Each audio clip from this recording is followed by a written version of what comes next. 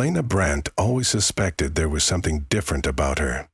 Perhaps it was the way she found it impossible to lose at games requiring second-guessing an opponent's next move, or the uncanny ease with which she seemed to comprehend others' unspoken emotions. Growing up on Earth, though, she never seriously considered anything as radical as telepathy.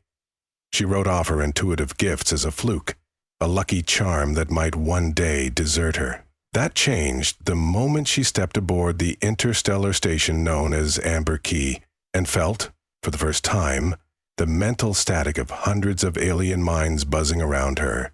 It was like picking up an ancient radio station from another galaxy, impossible but startlingly real. An unasked-for window into the souls of the foreign travelers who surrounded her. She was only 19 when she arrived, sent by the Elysium Academy for Interplanetary Studies on a scholarship for promising scientists. Her interests had always been in cross-species anthropology, bridging cultural divides, negotiating trade deals, deciphering the languages of distant starfarers. As Elena roamed the busy corridors of the station, she was overwhelmed not only by the swirl of new technology and exotic life forms, but by a peculiar hum in the back of her mind. It was a muddled tapestry of half-heard echoes, flickering impulses that spiked whenever an alien passed close. Though at first she chalked it up to nervous excitement, day by day the impressions grew stronger, until the vague chatter was as persistent as a low, persistent current of thought within her.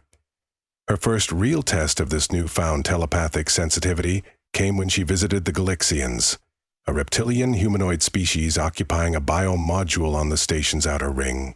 Galixians, known for their xenophobic attitudes, rarely interacted with outsiders, yet something urged her to find them. When Elena approached the guarded chamber, the marine green guards hissed threateningly in her direction. Her heartbeat hammered, but even through the tension, she picked up flashes of their apprehension and curiosity, emanations of raw feeling that no translator could capture. Searching their scaled faces, she marveled as she perceived cautious acceptance that belied their outward hostility. For a moment it felt as if their surface thoughts brushed against hers. They allowed her inside with minimal fuss.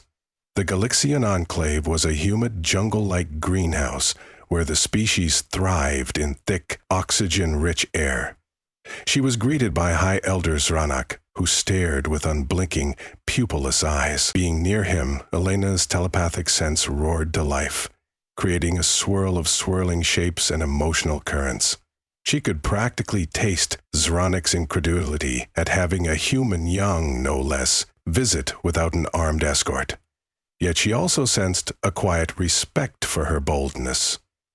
When the elder spoke, it was halting, the universal translator straining to capture the complexity of the Galixian dialect. But simultaneously, Elena felt the swirl of images in her mind coalesce into something more coherent. Without fully understanding how, she responded in halting, mental phrases, bridging the language barrier with raw thought. The elder's eyes widened. The Galixian guards along the vine-covered walls leaned in, their tense posture shifting toward fascination. Though she could never articulate how she managed it, Elena caught a fleeting sense of acceptance from Zranak's mind, an acknowledgement of her gift. They gave her permission to remain. Over the next few days, she found herself forging a strange bond with these reptilian beings who had once turned away any attempt at diplomacy. Their society, hierarchical and steeped in ancient tradition, still retained an openness to new alliances if certain rites of trust were fulfilled. Through a halting mixture of translator devices and telepathic impressions, Elena managed to perform a formal greeting that had been off-limits to outsiders for ages. Even the station's official ambassadors had failed to penetrate the Galixians' private world. Yet here she was, discovering that the aliens' hostility masked a deeply rooted fear that the outside galaxy was poised to destroy their cultural identity. Encouraged by these early breakthroughs, Elena ventured further through Amber Key, encountering other species who had long carried prejudices against each other. One such pair was the Kuntar and the Aeroapis, locked in perpetual rivalry over scarce resource allocations.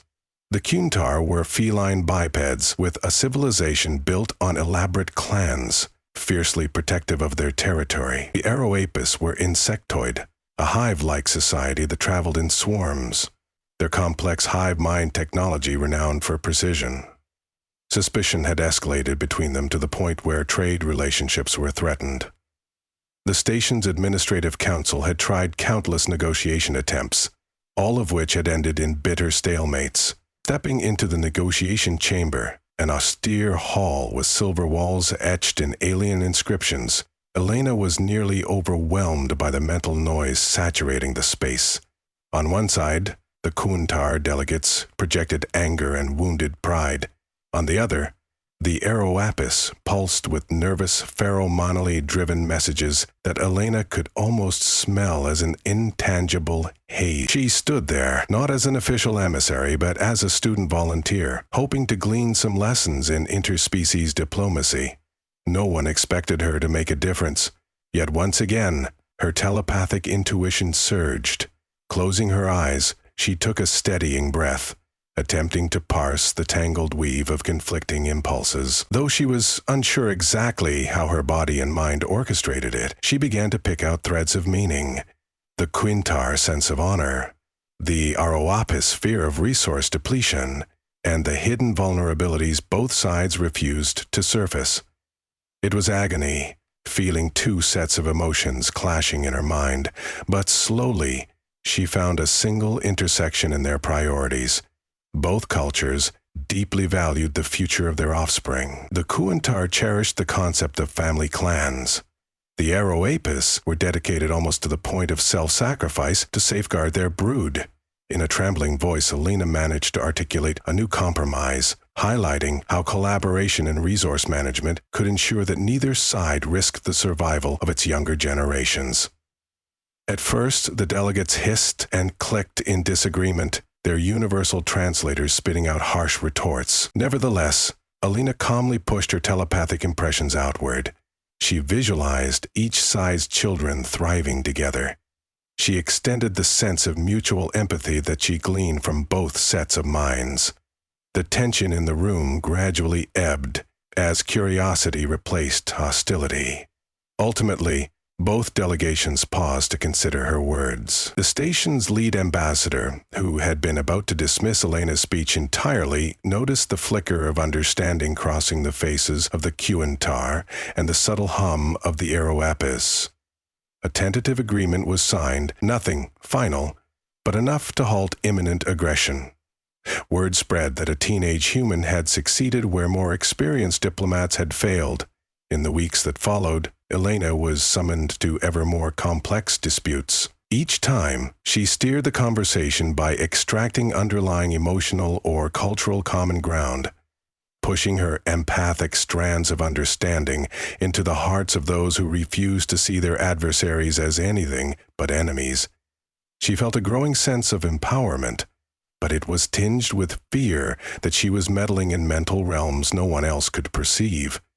Some questioned whether she was manipulating others unfairly, but more often, the warring factions expressed awe at how a neutral party, an outsider, could lay bare the core of their grudges and bridge them to the common good. Her abilities, however, did not go unnoticed by those who harbored darker ambitions. A paramilitary faction, calling themselves the Zephyr Matrix, had long been profiting from stoking conflicts between different species. They sold arms, spread propaganda, and sowed paranoia to destabilize alliances. To them, Elena was a threat, a disruptor who might end the cycle of wars on which they thrived. At first, they tried to bribe her with gifts. When that failed, they circulated rumors that she was a telepathic spy, psychologically controlling everyone around her for nefarious human interests. Anxiety began to swell in certain segments of the station's population. Elena sensed the shift almost instantly. Where once there had been acceptance and gratitude, suspicion now lingered in people's eyes as they wondered whether she was delving into their private thoughts.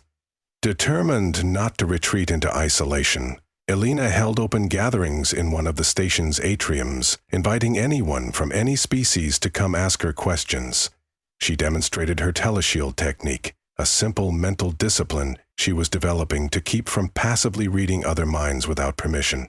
It was a new effort for her, akin to trying to fit a large funnel over an ever-flowing spring. She still struggled to filter out emotional noise, but her sincerity shone through. Delegates from a dozen species attended, some openly skeptical, others curious. By carefully explaining the burden she carried and her wish to use her talent only when it served mutual understanding, she began to quell the fear. She answered the doubts of the timid and allowed the truly distrustful to watch her strain at controlling the telepathic impulses, seeing with their own eyes the genuine effort it cost her. Nevertheless, the Zephyr Matrix persisted in their smear campaign. One day, as she was leaving a negotiation with a newly arrived race from the Outer Rim, a small but powerful explosion rocked the corridor behind her. Alarms wailed, lights faulty from the blast flickered, and the narrow passageways filled with acrid smoke. Elena was thrown to the floor, her ears ringing. Through the haze, she sensed several minds in acute distress. Gasping for breath, she dragged herself to her feet and followed the telepathic cries, managing to locate 3 injured station workers pinned beneath a collapsed metal beam. Their panicked thoughts battered her mind, clouding her vision with pulsating waves of fear. Elena fought through it, summoning a mental message of calm, urging them to trust as she secured help. With the sign language of a battered mind, she guided rescue teams to the site. All 3 survived, though one lost an arm. The station's security forces later confirmed the blast was sabotage orchestrated by the Zephyr Matrix, intended either to intimidate Elena or eliminate her altogether. Though shaken, she refused to give up. With each passing day, her telepathic range broadened, and her stamina for bridging multiple species improved. She took greater care with her mental boundaries, still mindful that some saw telepathy itself as a violation of privacy. If she had the power to sense thoughts, they argued, what was to stop her from controlling them? Elena had no easy answer except to continue demonstrating that she was motivated by empathy, not greed. Despite the suspicion, she found enduring allies among the station's leadership. In particular, Fleet Commander Ashok Wallace, an older man who had seen countless treaties crumble, recognized Elena's delicate power for what it was, a chance to forge deeper, more resilient bonds. He took her under his wing, providing specialized communication training and hooking her into legitimate channels of diplomacy. The station's command council began allowing her to attend high-level summits to break impasses. In one such meeting, standing in a circular dais ringed by delegates from over 15 species, she facilitated a crucial trade pact that would reroute vital pharmaceuticals to plague-stricken worlds in exchange for advanced terraforming technology. The more Elena practiced, the more her telepathic messages sharpened. She began to sense not just raw emotion, but actual concepts, visuals, fragments of memory. It was exhilarating, like learning how to speak in countless tongues simultaneously, yet also terrifying. The mental labyrinths of alien minds could be disorienting, and she worried about losing herself in the process. On more than one occasion, she withdrew to her private quarters, overwhelmed and trembling, struggling to discern which feelings were hers and which belonged to someone else. Late at night, she would stare into a mirror, her eyes bloodshot from exhaustion, asking whether she had become a mosaic of other souls. In those quiet moments, she had to remind herself that she was still Elena Brandt, a human forging connections in a galaxy that often found unity impossible. Gradually, the station saw more lasting peace agreements, and no small number of them credited Elena's empathic facilitation, yet rumors circulated that the Zephyr Matrix was preparing a massive sabotage to unravel every new treaty in one catastrophic event. The conspirators planned to manipulate a meltdown of the station's reactor core, threatening thousands of lives. By staging it as the result of a miscommunication among the allied species, They hoped to reignite old hostility. As news of this brewed in the background, Elena's mind became restless, with fleeting impressions of a dark plan. Each time she tried to focus on it, she only caught glimpses, obscure shapes moving through unlit corridors, the harsh ring of sabotage gear, and harsh hissing laughter that made her blood run cold. Unable to fully unravel the plot alone, Elena turned to Relaxus of the Aeroapis, who had become her close ally after she helped broker peace between their species and the Keendar. Relaxus was a hive queen with a heightened sense of joint telepathy among her own kind. By working in tandem, Elena and Relaxus attempted to project subtle signals throughout the station, seeking a sign from any unwitting participant or observer who might reveal the sabotage's location. It took days, but eventually, a trembling mind responded.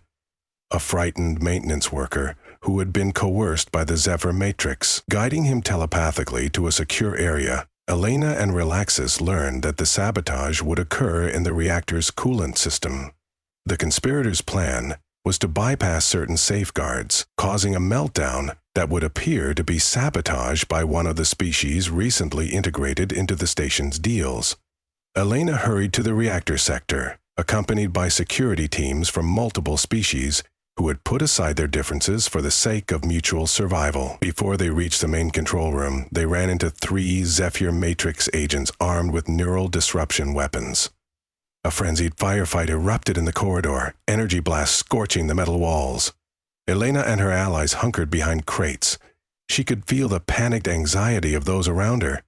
Though her instincts screamed at her to stay hidden, the resonance of so many minds in danger compelled her forward. She steeled herself and carefully reached out to the saboteurs telepathically.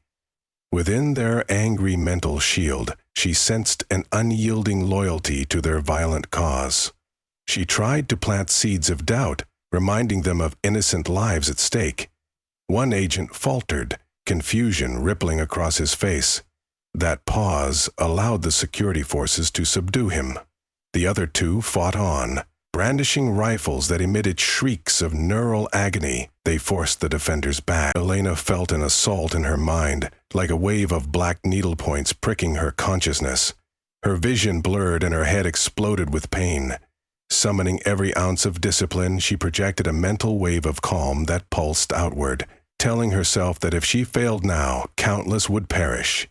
The effect was enough to slow the attacker's reflexes, just long enough for Commander Wallace and a contingent of Keendar warriors to rush in, disarm the saboteurs, and secure them. With the conspirators captured or incapacitated, Relaxus and Elena sprinted into the reactor chamber, where alarms blared and warning lights flashed crimson.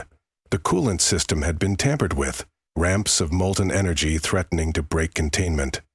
Elena, guided again by telepathic impressions from terrified engineers, manipulated emergency controls to reroute coolant from auxiliary tanks. Relaxus overrode compromised valves using the Aeroapis hive-made algorithms.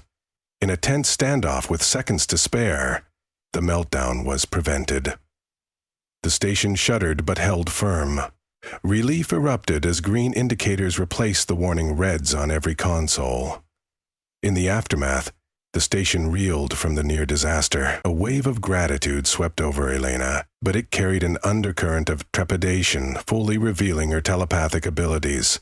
On such a grand scale, was bound to spark new debates. Yet something shifted irrevocably that day. Multiple species who had only begun to trust each other witnessed firsthand how a united front across cultural barriers had saved them all. That unity, in no small measure, bore the hallmarks of Elena's gift. The old animosities did not vanish overnight, but alliances felt stronger, conflicts more approachable, as if the station itself had become a microcosm of what the galaxy could achieve when differences were bridged. Days later, in a grand assembly hall ringed by glowing luminescent vines, dedicated to Galaxian tradition, a ceremony was held to honor the efforts of those who averted the crisis. Delegates from the Keendar, Aeroapis, Galaxians, and more stood side by side with human ambassadors. As a token of collective respect, each species presented a symbol of their culture's highest esteem, a Galaxian scale crest from High Elder Zrenak. signifying acceptance as an honorary member of their tribe. A polished hexagonal crystal from the Aeroapis, symbolizing the forging of a new hive nexus.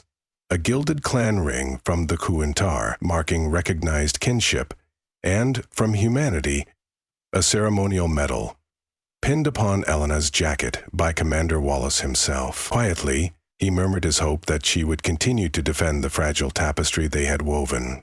Elena, overwhelmed, accepted these gifts not as trophies, but as tangible affirmations that empathy, sincere and vulnerable, could succeed where fear had once prevailed.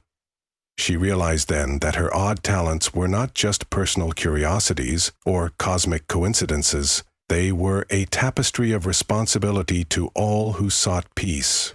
Within her, an unspoken vow arose to use her telepathic bond to guide, never to dominate. After the festivities, she found herself strolling along the station's observation deck, which overlooked the swirling nebula beyond. The incandescent blues and purples cascaded across the transparent hull like living paint.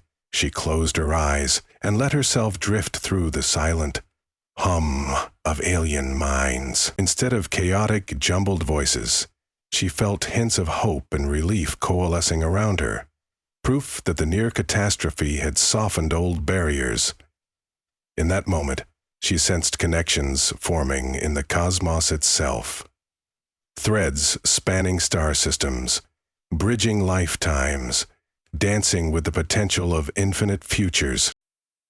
In the weeks and months that followed, treaties once teetering on the brink found renewed strength as more species learned to trust each other, albeit in small steps. The station's archivists marveled at the new era of cooperation, penning countless reports on the phenomenon. Meanwhile, Elena continued her studies at the academy, learning everything she could about xenolinguistics, cultural anthropology, and even psionics, a forbidden subject in many places, but one that had suddenly become crucial to forging interstellar peace. Occasional friction flared up, of course. No alliance is perfect, but each time, Elena saw a little less hostility, a little more willingness to stand beneath the same banner of cooperation. Even the Galixians began sharing more of their cultural artifacts in the station's common areas, marking a shift from secrecy to cautious openness. The Kuintar welcomed Aeroapis delegates to their clan councils, and Aeroapis reciprocated by allowing them to witness the hatching of a new brood, a deep honor. Observers marveled at how swiftly these changes had taken root, as if they were tethered by a collective kernel of trust, no longer overshadowed by ancient feuds. As the galaxy spun its vast, unending dance, Elena discovered she could no longer imagine stepping away from the calling that had found her. She had glimpsed a universe in which shared understanding might overshadow centuries of discord, in which empathy might quell the drumbeats of war. She wished to harness her telepathy not just for parley in a single station, but across distant star systems. The spark she had lit here could become a beacon in the darkness, provided there were enough souls willing to fan its flame. Leaving Amberkey for the first time since her arrival, she ventured to the Galixian homeworld at Zranak's invitation. Back on Earth, people had warned her about that planet. Rolling jungles saturated with humidity, enormous reptilian beasts, storms that raged for days. But the welcome she received was warm, despite the damp climate. She experienced a Galixian ritual at a sacred lagoon, where ancient ancestors were said to guide the living through telepathic visions. Her mind, still grappling with the boundlessness of her gift, embraced the swirling energies. Echoes of Galixian cultural memory merged with her own sense of identity, forging an unbreakable bond. She emerged from the lagoon trembling, yet feeling more complete than ever. She repeated such journeys across the star lanes, from the crystalline hive cities of the Aeroapis to the desert outposts of the Kuintar, from Earth's academic halls to remote enclaves of lesser-known species. Everywhere she went, she used her gift to alleviate suspicion, cultivate understanding, and smooth the edges of interstellar tensions. Some places embraced her quickly, Others met her with outright hostility or disbelief, but each challenge was an opportunity to refine her empathic approach. She learned that real unity was not about suppressing differences, but about acknowledging them with open minds, forging coalitions in which those differences became strengths. Inevitably, her reputation spread. Other telepaths, hidden, outcast, or disbelieved emerged from secrecy once they realized they were not alone. A few sought her guidance, uncertain of how to develop their powers. Some in the galaxy remained fearful, claiming telepaths might one day rule with an iron mind. Yet the living proof of Alina's compassion, her willingness to embed herself in the day-to-day struggles of countless species without imposing her will, gradually eased those fears. She established a neutral telepathic collective that offered free assistance for negotiations, promoting the principle that mind-to-mind contact should be consensual and transparent. The station's top council even passed a landmark resolution codifying regulations around telepathic engagements to safeguard personal sovereignty.